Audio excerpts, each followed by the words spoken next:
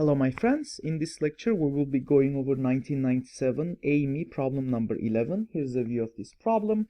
We're given this fraction which is equal to x, and we would like to compute the greatest integer which does not exceed 100x, basically the floor function of 100x I should say.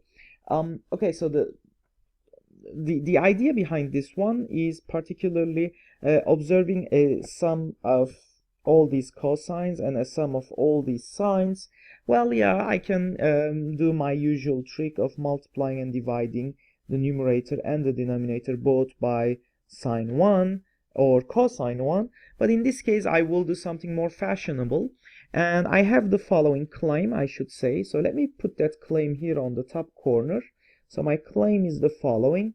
I claim that in fact sine x plus cosine of x is equal to square root 2 times cosine of 45 minus x degrees.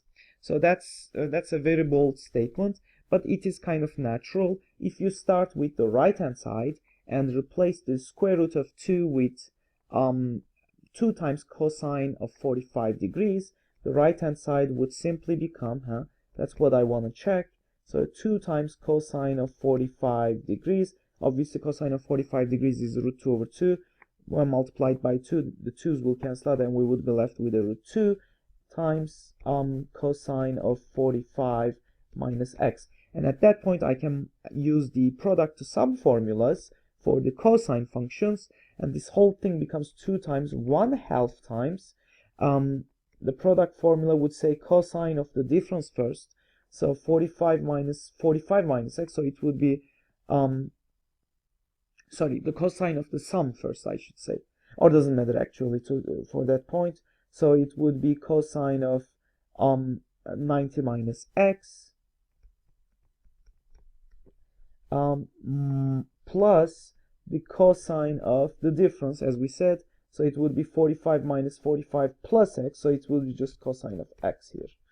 And obviously, I'm sorry for that, obviously here the 2's will cancel out, and cosine of 90 minus x is simply sine x, and we have cosine x, and we have actually proved the result. So now what I have in mind is the following. I would like to compute rather the sum of these, the numerator and the denominator, and you will see why, for a good reason, because this way I would be able to repeatedly apply my claim. So therefore the summation over all these n for sine n degrees plus the summation over cosine of n degrees, that whole thing would be simply equal to the summation, n is equal from 1 to 44, so sine 1 plus cosine 1, and I know what it is equal to, that whole expression, and the same thing for sine 2 plus cosine 2, and so on. So I would get root 2 times cosine of 45 minus n degrees.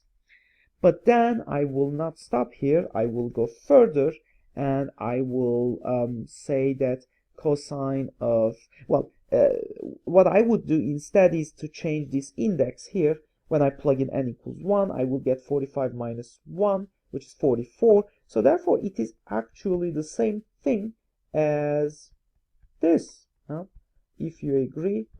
So that whole sum would be the same as this one. There would be no change whatsoever. So as a result, the whole thing will be equal to this expression here. But then this would imply, by taking this onto the right hand side, we would get, so for the summation of sine of n degrees, that whole thing would be equal to root 2 minus 1 times the summation of cosine of n degrees, and n again being equal from 1 to 44. Now the question was asking for this divided by sine n. I will divide both sides by sine of n degrees, and this one as well, sine of n degrees, and at the same time I will also divide it by this expression, I guess, root 2 minus 1 and root 2 minus 1. So this whole thing will imply that the desired, oops, that's the summation sign here, the desired result, which is just x, is simply equal to, these two will cancel out, we would have, these two will cancel out, 1 over root 2 minus 1, which is, when I multiply with its conjugate, I would get root 2 plus 1 over 2 minus 1 squared, which is just 1, so therefore it would be just root 2 plus 1. But this expression is equal to, approximately I should say, is approximately equal to 1.41 plus 1, so which is approximately equal to 2.41 something, and more, there's some more following. So therefore the desired result of 100x and the floor function of that would simply be equal to 241, and we're done.